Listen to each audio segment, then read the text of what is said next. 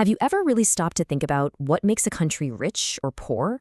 I mean, it's one of the biggest questions we've ever faced.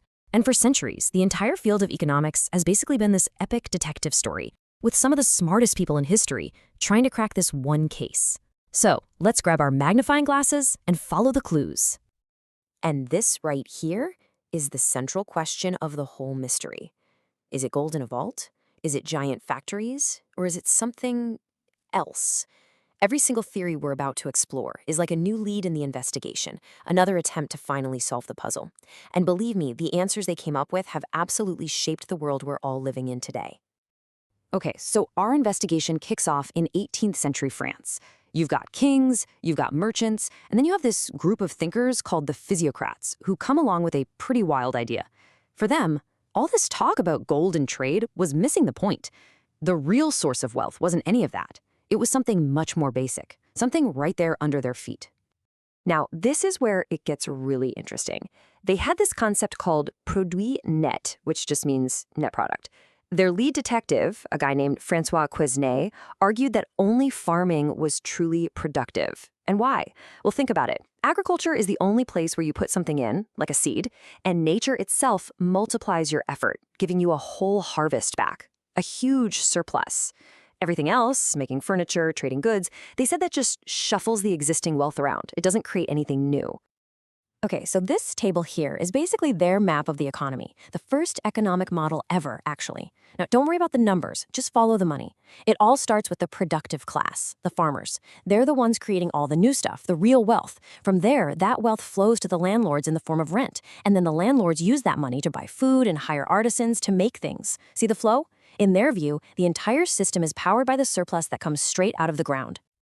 But you know, a good detective never gets stuck on just one clue.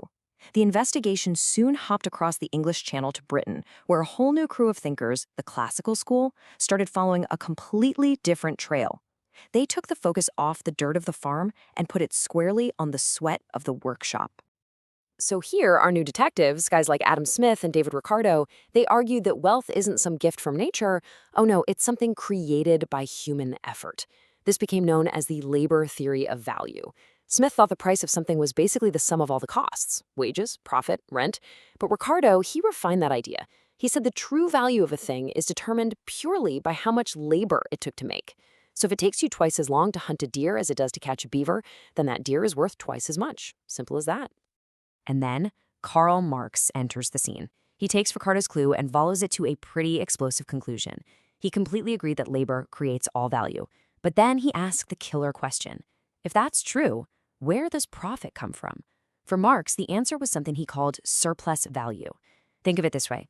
A worker might create enough value to cover their own wages in, say, the first 4 hours of their shift. But they work for 8 hours. So the value they create in those next 4 hours, that's surplus labor. It's basically unpaid work, and that's what the owner captures as profit. For the better part of a century, the labor theory was the main lead in our investigation. It just seemed to make sense. But then, in the late 1800s, a new group of thinkers, the Neoclassicals, just burst onto the scene and flipped the entire investigation completely on its head. This was a genuine, shocking plot twist in the story of economics. And what a plot twist it was. This was a complete 180. The classical guys had been looking at the supply side. How much labor goes into an object determines its value. The neoclassical said, nope, you're looking in the wrong place. They flipped it to the demand side. They argued that value is totally subjective. A diamond isn't valuable because it was hard to mine. It's valuable because people really, really want it and it's rare. The value isn't in the object itself, it's in our heads. In that simple shift, man, it changed everything. Economics wasn't just about production lines and big social classes anymore. It suddenly became the study of individual choice. It was about us, as rational consumers, trying to maximize our own happiness or utility, and how markets work to give us what we want based on how scarce things are. This pivot from the factory to you, the consumer, is still at the heart of so much of economics today. For a little while, it almost felt like the case was closed. But then the 1930s hit, and the global economic engine didn't just sputter, it completely seized up and died. The Great Depression was a total disaster, and none of the theories anyone had could really explain it. The whole system was broken, And a new detective, John Maynard Keynes, showed up asking a totally different kind of question. Now, Keynes wasn't so obsessed with where value came from in the first place. He was trying to figure out why the entire system of making and trading value had just collapsed. And he zeroed in on this key bit of human psychology. Basically, he said that when people make more money, they spend more, sure, but they don't spend all of it. They save a little. And that little bit of saving, when millions of people do it, means that just producing more stuff doesn't guarantee there's enough demand to buy all that stuff. You could end up with a huge gap. So what was his solution to fill that gap? It's this brilliant idea called the multiplier effect. The logic is actually super powerful. If the economy is dead in the water, the government can step in and invest, let's say $100. That money doesn't just vanish. It goes to workers as income. They then go out and spend most of it, maybe $80. That $80 then becomes income for a shopkeeper, who then spends most of that, and on it goes. That one initial investment of $100 creates a ripple effect, generating way more total income and hopefully restarting the whole economic engine. So, did Keynes solve the mystery once and for all?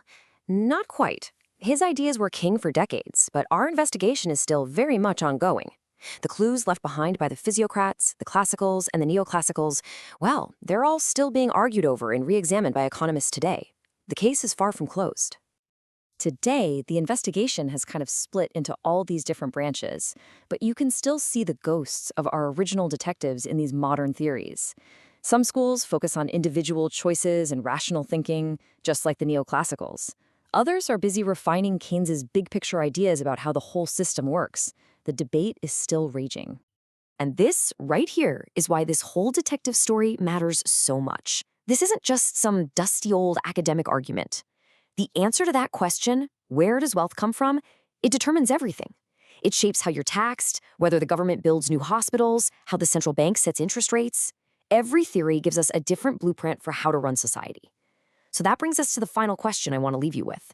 Looking at the world around you, which one of these theories do you think we're living by today?